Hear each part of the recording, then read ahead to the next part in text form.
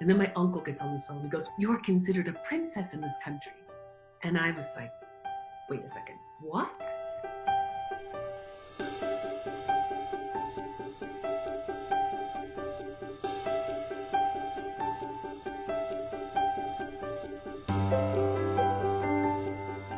When I was first adopted, my sister's friend looked over me and she says, "Now wait a second, is she black or does she just have a really good tan?" My sister said, "This is my new little baby sister, Sarah. She's part West African and part white American." And they were like, "Oh, okay."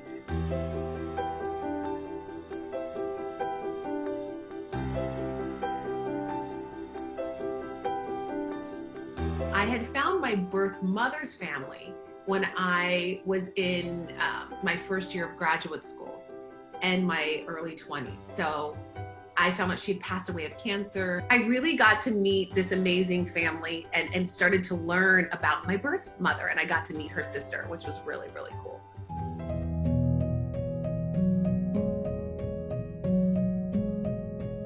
And then I realized, well, what was it like to be an African man in the 70s with a white woman in West Virginia having a child?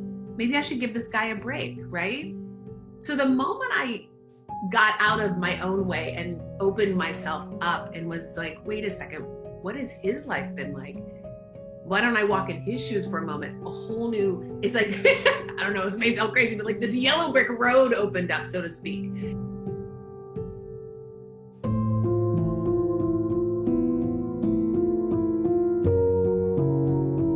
So I wrote a letter.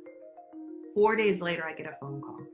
And there's this woman on the other line, and she says, "Hello, Sarah. This is your Auntie Evelyn. How are you?"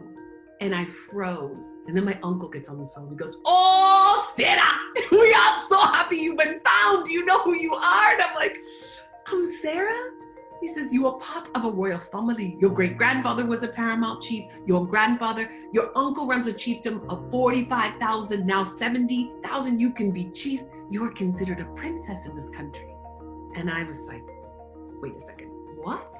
He said, "We're going to contact your father in Sierra Leone. He's going to be so happy to meet you."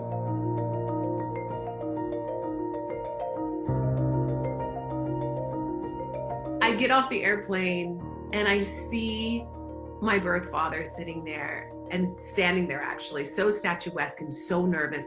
And it's like his eyes were talking to me in that moment, is as if they were saying, "Please like me, please accept me, please like me."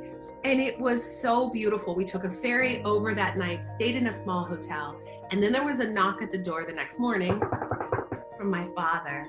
And he gave me this beautiful green African dress. And he said, "Sarah, I would love for you to wear this green African dress into our family's village tomorrow." And I said, "I would love to." And as we arrive in the village, there are 100, 200, 300, hundreds of people to welcome me. And then all of a sudden, everyone parts. And all the women of the village come forward wearing the same green dress that I had been given.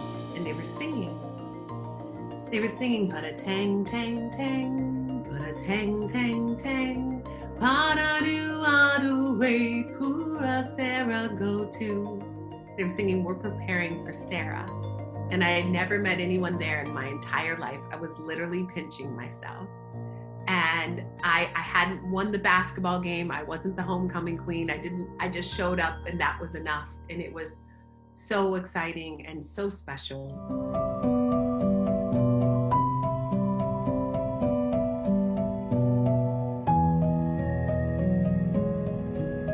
They had celebrations for the next couple days. And then I got to tour around the campus of Boompe High School. And my grandfather helped build the school years ago. And I started to see what happened after an 11-year blood diamond war. I saw people with missing arms, missing legs. I saw the roof that had been ripped off the top of the dining hall. And the reality set in that this is wonderful that I've come to meet my family, but I realized that's actually not what this trip is really about.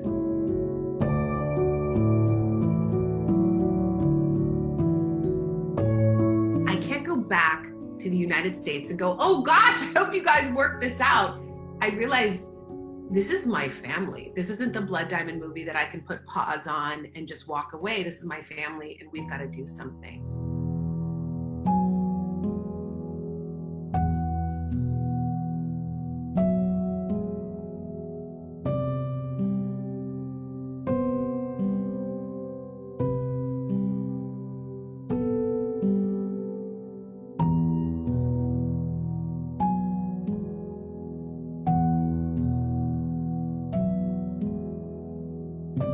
I know all this didn't happen for no reason. For people of color, and specifically African Americans, we don't often get taught, because people don't know about the continent and we don't know about our African roots. And so we're only taught about slavery, which tends to make me go, oh gosh, not another slavery movie. Even though it's an important part of our history, it's not all of it. And I think what can be great about this movie is that it can actually take us back to knowing, like, we didn't all come here as slaves. We were Africans, mothers, fathers, doctors, lawyers, healers, everybody, and then made slaves. And there's this missing piece that I feel like I want African Americans to know who we are, like where we all come from, because it's been so long and we've been disconnected, but it's really our origin.